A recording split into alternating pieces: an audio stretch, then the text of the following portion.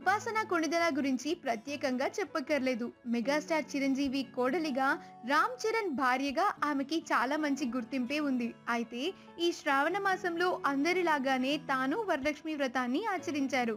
దీనికి సంబంధించి ఫోటోని ఇన్స్టాగ్రామ్ అకౌంట్ ద్వారా షేర్ చేసుకుంటూ వరలక్ష్మీదేవి మన అందరికీ ఆనందం, ఆరోగ్యం ఇవ్వాలని కోరుకుంటున్నాను అని రాశారు.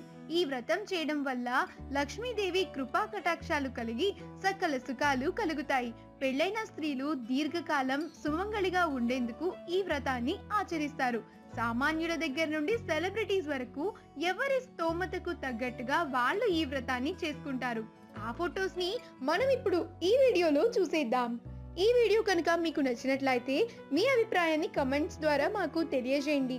మా ఛానల్ ని సబ్స్క్రైబ్ చేయటం మర్చిపోకండి.